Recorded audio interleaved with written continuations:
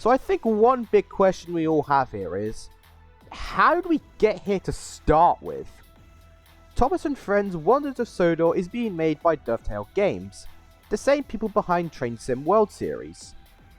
Which does make sense considering they, make train games. This also isn't the first time they've done a Thomas project before. For the 80th anniversary, they made a small little DLC called Thomas and Friends Visit the West Somerset Railway. And in that game, you take Thomas, you drive him there, and you can just hang about there. You can also play as Diesel and fuck everyone's day over, I guess, but that's what Diesel does at the end of the day. Now, I'm not going to do a full review on this DLC, simply because it's been a year old, and other people have already done it, and honestly, my opinions don't really change from the norm. I think this is a pretty good DLC. If you like Thomas, I'd definitely recommend it, especially if it goes on sale, as I think it's a pretty good experience. But I think most people thought that this was just going to be like a one-off thing. Like, okay, they've done it for the 80th anniversary, they're not going to do anything else with Thomas after this. And as we go into 2026, it did seem that way. That was until February 5th, when, out of nowhere, they just announced this. To say the community had a bit of a freak out, it would be a bit of an understatement.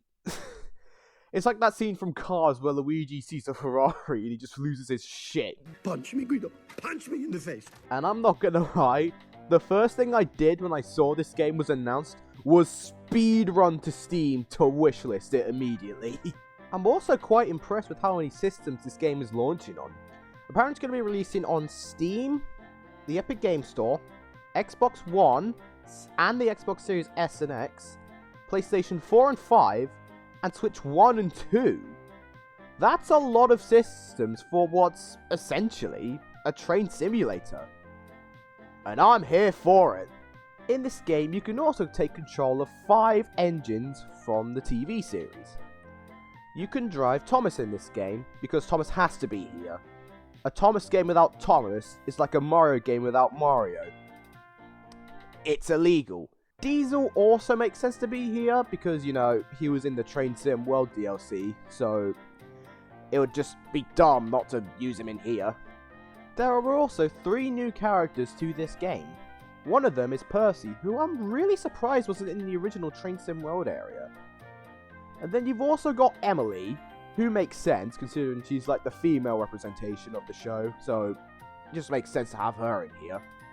And finally you have Gordon, who again makes sense because who the hell's going to be in charge of the express runs? Percy? I don't think so. And those are all the characters you can play in the base game. The game itself costs 30 quid for the base version. This contains the main game, the 5 characters, and the new game modes in this game. But if you want a little bit extra, for 40 quid, you can buy the deluxe edition. In this one, you get 4 more stories, a new piece of rolling stock, and you get a whole new playable character. That character being James. However, if you can't afford the deluxe version right away, then James is available as an additional add-on for 12 quid. Which is a bit more than what the deluxe edition is. If you pay for the standard edition and the James add-on, you'll actually be paying more than if you just buy the deluxe edition. So that's a bit of a scummy move, but, I've seen worse. And I think that's going to be it for the How We Got Here segment. We've all waited long enough to play this game. So let's jump in and see what this game is all about.